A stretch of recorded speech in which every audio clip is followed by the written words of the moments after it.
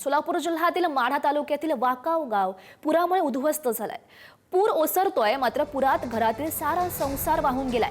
सर्वसामान्य नागरिकांना चार भिंतींचा आधार असणारं हे घरच वाहून गेल्यानं आता नेमकं राहायचं कुठे असा प्रश्न नागरिकांना पडलाय। घराची दुरावस्था पाहून माय माऊलींना अश्रू अनावर झालेले आहेत।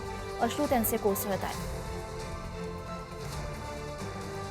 वाकाव गावामध्ये इतकी भीषण परिस्थिती आहे की ते आपण शब्दात सुद्धा व्यक्त करू शकत नाही। ते आज आपण दाखवणार आहोत। ज्या वाकाव गावामध्ये 6 दिवस पाणी होतं, ते पाण्यामध्ये जे घर होतं त्या घरावरचे पत्रे सुद्धा उडून गेलेले आहेत।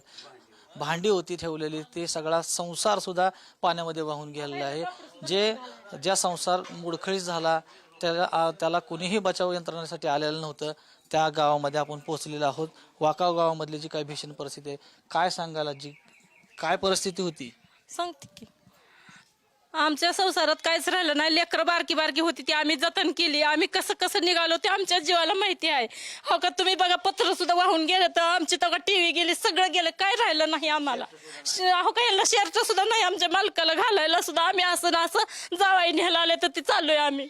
आम्हाला तुम्हीच शेकारे आम्हाला जागा देऊन तुम्ही आता ही करायला पाहिजे। आम्ही किती मागितलं तर तुम्ही आमच्या कुटुंबाला आम्हाला सगळ्याला व्यवस्थित दिलं पाहिजे। लेकरं आम्ही लहान लहान लेकरं काढले ते आम्ही, त्यांचं दप्तर सुद्धा राहिलं नाही, बारकं सुद्धा काय सुद्धा नाही। बघा आम्हाला तुम्ही शेकारे चांगलं केलं पाहिजे। आम्ही चालू अहो का शेतकरी हवा, आम्ही काहीच नाही, काम बी नाही। रानात तर पाकच मोटर गेली, काय सुद्धा राहिलं नाही। शेड सुद्धा रानात राहिला नाही आमचा, रानात सुद्धा काय आमचं राहिलं नाही।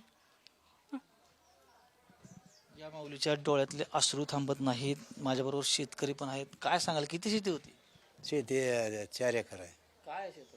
त्या ओढे हे होतं पूर्ण वाहून गेलं। कडेला वस्ती होती, नदीच्या कडेला।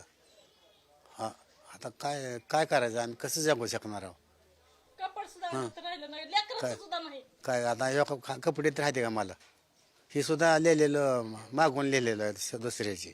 पोरग नाही काय नाही। आता आम्ही मदत तर आम्हाला कोणी 4 पैसे देऊन करून घ्यावं लागतंय लोकांकडून। आता कसं तुम्हीच त्याचा न्याय करावा।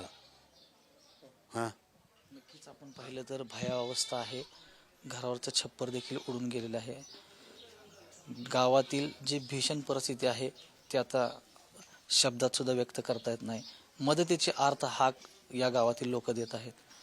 कॅमेरामन निखिल करंदीकर समी, माऊली डांगे, पुढारी न्यूज, माढा, वाकाव। तर ही एका घराची आपण स्थिती बघितली आहे। मतलब सोलापुरामधील अनेक घरांची हीच परिस्थिती सध्या उद्भवलेली आहे। आपण बघतोय खरं तर सोलापूर जिल्ह्याला पुराचा फटका बसलाय। सीना नदीला आलेल्या पुरामुळे माढा तालुक्यातील वाकाव गावाला याचा सर्वाधिक मोठा फटका बसताना दिसतोय। गावकऱ्यांचं घर पुरामध्ये वाहून गेलंय। घरात सर्वत्र चिखल सुद्धा साचलाय। सोबतच अन्नधान्याला कोंब सुद्धा फुटले। प्यायला सुद्धा पाणी देखील उरलं नाहीये। त्यामुळे व्याकुळ घरातील लक्ष्मीला अश्रू अनावर झालेत। हे दृश्य आपण बघतोय, नेमकी काय परिस्थिती उद्भवलेली आहे या घराची ही कोलमडलेली स्थिती आपण बघू शकतोय। घरात पूर्णपणे चिखल साचलेला आहे। माढा तालुक्यातील वाकाव गावमध्ये जे 5 दिवस पूर्णतः वाकाव गाव हे पाण्यामध्ये होतं। आपण एकंदरीत पाहिलं तर आता पूर ओसरलेला आहे, परंतु वाकाव गावामधली जी भीषण परिस्थिती आपण दाखवतोय। जे वाकाव गाव पाण्यामध्ये होतं ते अक्षरशः घर मोडखळीस पडलेलं आहे। अख्खा संसार त्यांचा उद्ध्वस्त झालेला आहे। आपण ज्या गावामध्ये आहोत त्यांचा संसार तर उद्ध्वस्त झालाच, परंतु इतकी बिकट परिस्थिती आहे की आता त्यांना राहणं सुद्धा मुश्किल झालेलं आहे। त्या ज्या घराचं नुकसान झालेलं आहे त्या घरातल्या ज्या भगिनी आहेत त्या माझ्या बरोबर आहेत। मावशी, काय सांगाल? आम्ही इथं राहत होतो। आम्ही कमरे इतक्या पाण्यातनं घरातनं बाहेर निघलेले, अंगाच्या कपड्याशी आम्ही लोकांचे कपडे मागून घालतो। लोकांच्या घरात राहून भांडी बासणी घेऊन पाणी सुद्धा प्यायला आम्हाला तांब्या राहिलेला नाही। तर त्यावेळेस आता आम्हाला लोक खायला देते तीच आम्ही खातो। आमची खाणे सुद्धा आम्हाला काय नाही। शेतीत माझ्या 8-9 पिकं उडीद काढलेलं ते सुद्धा नदीत वाहून गेलेलं आहे। आता उडीद सुद्धा माझा काढलेला राहिला नाही। लोकांची मजुरी भरली मी कष्ट करून, आणि ती सुद्धा माझं सगळं वाहून गेलं। रानात काही सुद्धा राहिलेलं नाही माझ्या। तर मी राहायचे कुठं जाऊन? आता माझे लेकरं घेऊन मी कुणाच्या दारात उभं राहणार? आता काय खाणार? ह्याचा कोण विचार करणार आता आमचा? आता लोकांचे कपडे घालून माझ्या आज 5 दिवस झालं पोराच्या अंगात एक ड्रेस आहे, त्याला सुद्धा मी लोकांचे कपडे नवऱ्याला मागून दिले। 3-3 लोकांचे कपडे घालून माझा नवरा गावात फिरतोय।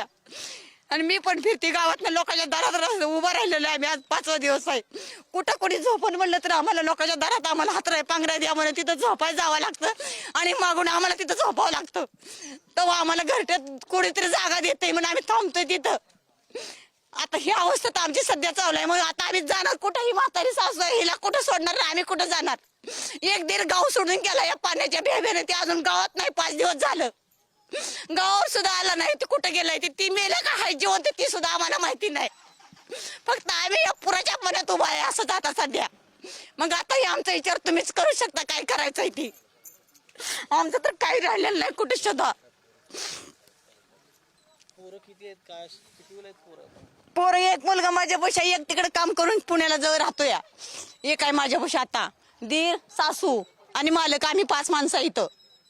ती पाणी ज्या दिवशी गावात शिरलं त्या दिवशी दीर माझा सोलापूरला जरा वेडसर आहे, भोळसर आहे. ते सोलापूरला निघून गेला. ते अजून गावात नाही. तो कुठे आहे ते आम्हाला तपास नाही त्याचा.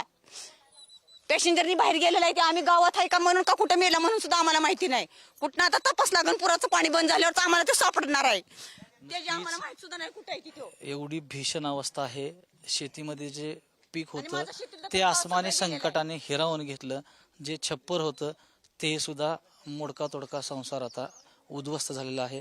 आणि ज्या वाकाव गावामध्ये अर्थ हाक आपण पुढारी माध्यमाच्या निमित्ताने देतोय, मदतीची गरज आहे. मदतीला धावून या. प्रशासन कुठलंही आलेलं नाही या माऊलीचा संसार उभा करण्यासाठी. कॅमेरामन निखिल करंदीकर सर, मी माऊली डांगे, पुढारी न्यूज, माढा, वाकाव.